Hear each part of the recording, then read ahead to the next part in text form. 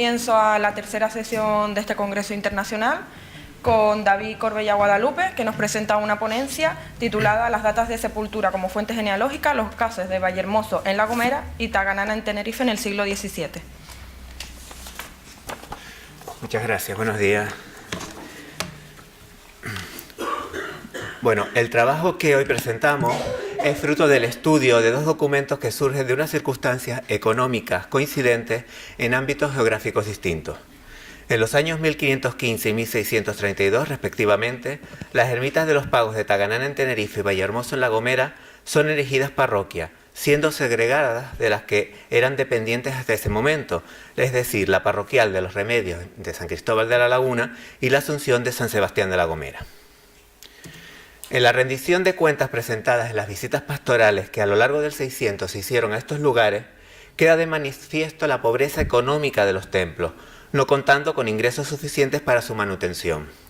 Ante esta situación, y tal como queda reflejado en los mandatos de visita, surge la necesidad de realizar el inventario de las sepulturas que albergaban, especificando número y propietario, para saber cuáles eran de propiedad particular y cuáles de la Iglesia como renta para su manutención. Ya en las primeras sinodales de Canarias se establece que en ninguna de las iglesias del obispado se diesen sepulturas propias ni se enajenasen sin licencia del prelado, siendo entregadas para el uso de la Iglesia, pues muchas son tan pobres que no tendrán otra fábrica. Es en este marco donde se realizan los documentos de datas de sepulturas que hoy estudiamos. Por un lado, un documento original fechado en 1632 referente a la ermita de San Juan Bautista en Vallehermoso. Y por otro, la actualización en 1678, y leo textualmente, de un pergamino suelto y algo deslucido, que existía en el archivo de Nuestra Señora de las Nieves en Taganana. Tipológicamente, lo que ven en pantalla es lo que conocemos como datas de enterramiento o padrones de sepultura, y permite la obtención del inventario de los propietarios de las fosas al tiempo que facilita el reconocimiento visual y su ubicación geográfica por medio de la representación en cuadrícula. A través de dos conceptos básicos como son el coste de la fosa en el templo y los derechos derivados de abrir la sepultura para la inhumación del cadáver, se garantizaban unos ingresos más o menos constantes para el mantenimiento de las parroquias. Por un lado, si la sepultura era de patronato privado, la familia pagaba el mantenimiento de las mismas, impuesta mediante dotación testamentaria, quedando como propiedad vinculada a los descendientes durante el tiempo que cumplieran con los pagos. La obtención de la data se realizaba mediante puja previo anuncio público en la iglesia durante el ofertorio y en día festivo, la persona que la pide, el sitio y la limosna que da. Por otro lado, si la sepultura no estaba dotada, podía ser abierta a los 2 años, haciéndose uso de la misma y permitiendo la exhumación de los restos que estuviesen en ella para ser llevados a otra fosa o ser colocados en unos osarios dentro de la iglesia, donde les pareciese más a propósito, posibilitando la inhumación de un nuevo cadáver. Porque todo esto será menester para desembarazar la sepultura para que quepan los cuerpos.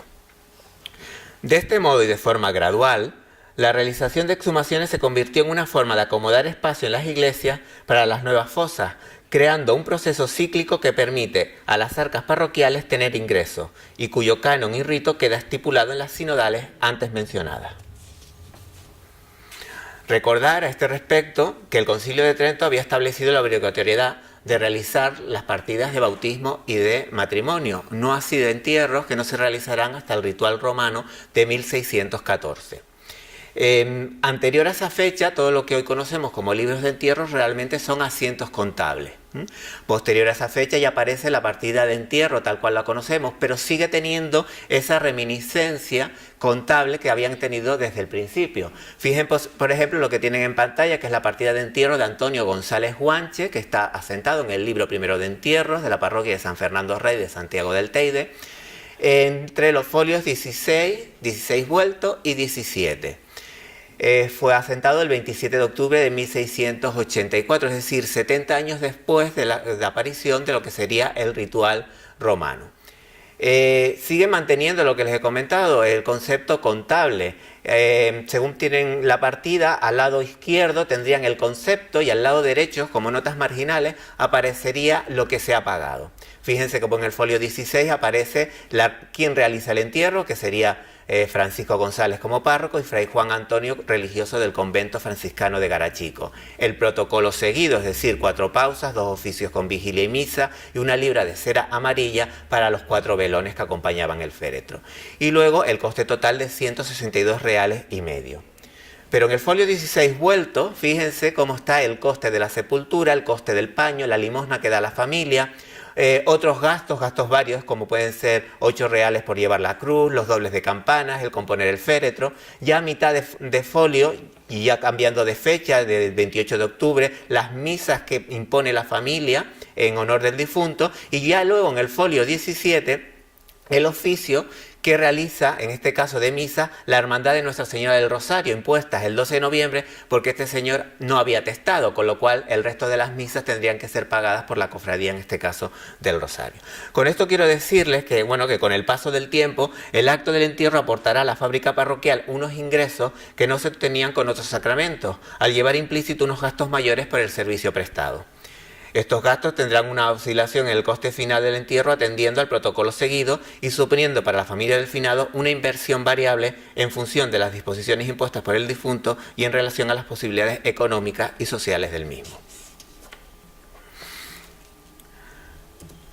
Respecto a las datas de enterramiento de Vallehermoso, el documento que presentamos fue localizado en el libro de mayordomía al folio 98 de la parroquia de San Juan Bautista de Vallehermoso. Cuando comenzamos la investigación nos dimos cuenta de las dificultades que existía a la hora de la consulta de las defunciones al no poseer enterramientos anteriores a octubre de 1676, fecha en que comienza el libro primero de entierro. La parroquia de Vallehermoso fue fundada como tal en 1632, no teniendo registros de bautismo conservados anteriores a 1638 y de matrimonio hasta 1635, es decir, 6 y 3 años respectivamente, pero para el caso de los enterramientos son 44 años perdidos en esta parroquia. Teniendo en cuenta que todos los que eran naturales de Vallehermoso antes de la fundación de parroquia tendrían que haber sido asentados en Nuestra Señora de la Asunción de San Sebastián de la Gomera, lo lógico es empezar la investigación por esta parroquia. Sin embargo, esta posibilidad se veía truncada porque no existe registro en esta parroquia de enterramientos anteriores a 1666, en comparación a los bautismos que aparecen en 1543 y 1599 respectivamente, en época mucho más temprana. Además, teníamos la dificultad del estado de grave deterioro que presenta la documentación de esta parroquia. Tienen en imagen el libro primero de bautismo, el libro original, que está fuera de consulta, como es lógico, por el grave deterioro que presenta. Por lo tanto, solo podríamos consultar la copia que se realizó, que mandó a realizar el obispo Manuel Verdugo en 1803, y en la cual hay una nota marginal que dice que aunque se entienda alguna palabra, todo lo más está muy apagado, confuso y roto, en referencia al libro original. Con lo cual ya presenta tanto el libro primero de bautismo como el primero de matrimonio unas grandes lagunas de información para realizar una genealogía.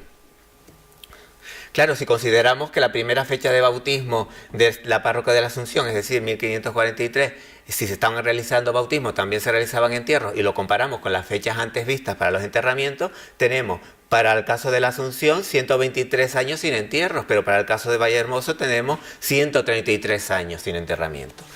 Explico todo esto más que nada para reconocer, digamos, la importancia del documento que hoy presentamos. Un documento que está datado en 1632 y que se convierte en la única fuente para el estudio de los enterramientos antes de la existencia del libro primero, tanto de enterramientos, tanto de la Asunción como de Vallehermoso, que como han visto son de 1666 y 1676.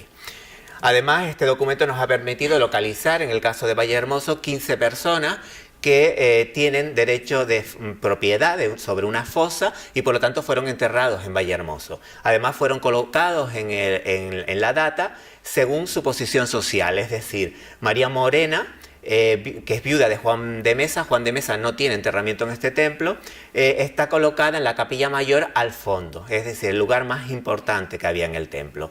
Frente a ellos, por ejemplo, Francisco Manrique, Gaspar de Aguilar, Felipe Jácome, Ambrosio Cuello y María Méndez, su mujer, están enterrados dentro de la capilla junto al arco, también en lugar preferente. o otros como Benito García, el capitán o Violante Marquesa, que se colocan ya en la nave, pero lo más pegados al arco posible. Todo esto lleva a una disposición social y económica, porque cada una de estas fosas tiene un coste distinto. Además, en el caso de Vallehermoso, cosa que no ocurre con Taganana, se establece además que estos son propietarios y que además también podían ser enterrados sus herederos. Nosotros hemos hecho la investigación genealógica de todos estos personajes, aparte también de lógicamente de los que luego veremos de Taganana, siguiendo más o menos el mismo criterio. Es decir, primero miramos los índices que en su momento realizó el párroco don Manuel González Méndez, como todos conocen, los tiene el Archivo Histórico Diocesano, son índices de matrimonio, buscando a estas personas como protagonistas del acto del matrimonio y luego como padres de los protagonistas. Esto ya nos permitía pues ir un poco desarrollando la genealogía. Luego, lógicamente, buscando los originales y cuando no los originales, en las copias, como hemos visto en el caso de la Asunción, de San Sebastián de la Gomera, buscando, pues lógicamente, buscando a estas personas en esos libros, es decir, tanto en el caso de San Sebastián, de Vallehermoso, como de Taganana. Luego ya pasamos a los protocolos notariales que también tenemos en el archivo, en cada uno de los fondos parroquiales, y finalmente, para el caso de Taganana, buscamos también en las datas de Tenerife, que además nos dieron algunos resultados muy positivos. Bueno, de todos los personajes yo he escogido uno en concreto para un poco desarrollarlo aquí, que es el caso de doña Violante Marquesa. Ella tiene propiedad de sepultura en la numerada con el número 11, como ven en pantalla, y encontramos dos candidatas que eran posibles en los bautismos de la Asunción. Una en 1577, que aparece como esclava de Marquesa Hernández, y la otra en 1624 como hija de Lázaro Díaz y María de Plasencia. Claro, si atendemos a las fechas de los bautismos de tres de sus hijos, que localizamos, cuyo padre era Antonio Méndez, y todos nacidos entre 1606 y 1611, ella tendría que haber nacido a finales del siglo XVI. Por lo tanto, la primera de las candidatas era la que nos parecía más plausible, pero también era la menos probable. Revisando las actas de bautismo de sus hijos nos dimos cuenta de que aparecían como padrinos los principales de la política y la sociedad de La Gomera. De este modo, de su hijo Diego en 1606 lo va a ser don Alonso Carrillo de Castilla, de su hijo Gaspar en 1608 don Hernández Peraza de Ayala y de María en 1611 don Luis Fernando Prieto, es decir, todos con el título de señores de la isla. Lógicamente, doña Violante tenía que tener una posición social destacada como para que los padrinos de sus hijos fueran personas de esta categoría. Por lo tanto, la primera de las candidatas ya nos quedaba descolgada. Mirando sus matrimonios encontramos dos. Se casa en 1601 con Antonio Méndez, hijo de Antonio Méndez y Beatriz Borges, vecinos de aquí de La Laguna, y en 1630 casa con Felipe Jácome, que además tiene sepultura propia con número 7. En ambas partidas ella figura como hija de Gaspar Díaz y de María Cordobés, vecinos de Vallehermoso. Hemos intentado localizar estas partidas y no las hemos localizado. Consideramos que posiblemente pues, en el libro primero de la Asunción se hubiese perdido o que cuando se hizo la copia por el mal estado del documento estaría ilegible y no pudo pasarse, cosa que también nos ha ocurrido en otros casos. En las actas de bautismo en las que ella es la protagonista no aparecían datos de interés referente de forma directa, pero sí a través de las partidas de matrimonio de dos de sus hijas, concretamente de Beatriz Méndez, que casa con Sebastián Marichal en 1621, y la de María de la Cruz con Simón Morales en 1633. En esta última se dice que los padres de la novia son vecinos de Vallehermoso y no se advierte que ninguno de ellos hubiese fallecido, cosa que hemos descubierto que es un error, porque en la partida de matrimonio de doña Violante, que se casa en 1630, o sea 3 años antes que su hija, figura lógicamente como viuda de su primer marido, Antonio Méndez, cosa que tendría que haber aparecido en la partida de matrimonio de su hija en 1633. Nosotros, tras el análisis un poco de la biografía de esta persona, consideramos que seguramente doña Violante compró la data de sepultura entre la muerte de su primer marido, que no está enterrado en este templo, y la boda con el segundo en 1630. Además, según las sinodales, se establecía que los matrimonios en segundas nupcias podían ser enterrados juntos siempre y cuando no tuvieran data de propiedad individual, con lo cual consideramos que ya antes del matrimonio ella tenía sepultura propia y Felipe Jácome también, porque además ella tiene la sepultura número 11 y él tiene la número 7, no están colindantes y están en zonas distintas, además económicamente diferenciadas en el mismo templo. Para el caso del padrón de sepulturas de Taganana, que fue localizado en el libro segundo de cuentas, al folio 3, de la parroquia de Nuestra Señora de las Nieves en Taganana, pues lo ponemos como ejemplo de cómo el deterioro de la destrucción documental conlleva la pérdida de una importantísima información que es lógicamente irrecuperable. El Fondo Parroquial de las Nieves de Taganana empieza como parroquia en 1515, pero no conserva registros de sacramentos de bautismo hasta 1540, es decir, 25 años después. Para matrimonios no aparece hasta 1567, es decir, 52 años, pero para el caso de los enterramientos no aparecen hasta 1690, es decir, 175 años después. Esto es consecuencia de la pérdida del libro primero de enterramiento, con lo cual esa laguna documental en cuanto a los entierros creemos que puede ser suplida en parte con el documento que nosotros presentamos. Hemos localizado 36 personas que fueron enterradas y posiblemente estarían asentadas en el libro primero de enterramiento hoy desaparecido. Todas personas que creemos tuvieron la data de sepultura entre 1515 y 1678, que es cuando se realiza este documento. Recuerden lo que antes les dije, este documento es la actualización de uno que ya existía anteriormente en la parroquia, que denominaban como un pergamino suelto y algo deslucido. Se realiza la actualización en 1678 y se permite además la compra de nuevas datas en propiedad, con lo cual, como nos ha ocurrido en algunos de los casos, por ejemplo, en la primera columna, el último, Rubín de Umpierre, aparece reflejado en las datas de Tenerife, obteniendo datas en Taganana en 1513. Tendría lógica porque estando vivo en 1513, la parroquia se funda en 1515, él podría haber comprado las primeras datas de sepultura en ese templo y lógicamente al morir, como tenía parroquia y Taganana, sería enterrado allí, con lo cual sería uno de las personas más antiguas que hubiesen sido enterrados en este templo. A diferencia de lo que ocurre, por ejemplo, con el caso de Vallehermoso, estas sepulturas se denominan como individuales, es decir, era solamente para su propietario. Solo hay 3 casos en que se menciona a los herederos. Fíjense, en la primera columna aparece herederos de Diego González y en la segunda aparecen herederos de Luis de Morales y González Rodríguez. Del primer caso, los herederos de Diego González, hay un Diego González en la segunda columna, en la central, en el segundo, que podría coincidir ser esta persona, pero en los casos de Luis de Morales y González Rodríguez no tienen enterramiento en este templo. De cualquier forma, todos los aquí presentados tuvieron que ser naturales o vecinos de este lugar y por tanto tuvieron derecho a comprar la data y ser enterrados aquí. ¿Perdón?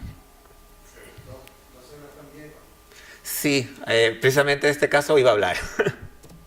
Hemos escogido a don Sebastián Diepa, precisamente porque posee 2 sepulturas en este templo, una situada justo debajo de la otra, y que bueno, que en principio o son 2 propietarios distintos o lo que nosotros consideramos que es un solo propietario con suficiente capital como para invertir en 2 sepulturas. Además una de ellas colinda con Catalina Diepa, que hemos descubierto que era su madre. Localizamos la partida de bautismo de don Sebastián Diepa en 1617 como hijo de natural de Gaspar Rodríguez y Catalina Diepa. Este matrimonio, Gaspar Rodríguez y Catalina Diepa, casan al año siguiente, en 1618, y a partir de ahí todos los hijos aparecen ya como hijos legítimos. Catalina Diepa está enterrada en este templo, pero Gaspar Rodríguez no lo está. Ya en edad adulta habían 2 coincidencias en cuanto a posibles candidatos a ser esta persona. Uno de ellos aparece como marido de Juana Rodríguez, figurando como padrinos en la boda de Gonzalo González con Juana Rodríguez en 1603. Este no consideramos que fuera la persona que buscamos, pero sí este otro, el licenciado y presbítero al servicio de la parroquia de Taganana, que figura casando a Pedro González y a María de Sosa en 1646, previa licencia del licenciado Juan Gutiérrez, beneficiado de la misma. Este señor, Sebastián Diepa, figura luego ya como beneficiado de Taganana, y aparece además en muchas de las genealogías que hemos ido desarrollando, aparece precisamente como el párroco. Claro, nosotros consideramos que esta persona tuvo que estar afiancado en Taganana, que haber tenido un poder como para comprar 2 sepulturas. Está claro que una de ellas está enterrado él, pero a fecha de hoy ni creo que nunca podamos saber quién está enterrado en la otra sepultura. Fíjense que colinda una de ellas con la de su madre, como ya hemos dicho, pero la otra está colindando con Rubín de Umpierre, aquella persona que habíamos mencionado anteriormente. Por lo tanto, creemos que las datas, como era lógico, no están colocadas las fosas según el orden de defunción, sino el poder económico. Cada una de estas fosas tiene un coste distinto y dependiendo de sus posibilidades serían enterrados en una o en otra. Para concluir, solo apuntar que la información obtenida a lo largo de esta investigación nos ha permitido, además de aportar datos para desarrollar la genealogía de estas 51 personas localizadas, poder también realizar estudios paralelos sobre aspectos económicos y sociales de los personajes anotados en las datas de sepultura. Una investigación y posterior análisis del que hemos presentado hoy solo una muestra y cuyo trabajo final está pendiente de una próxima publicación. Muchas gracias.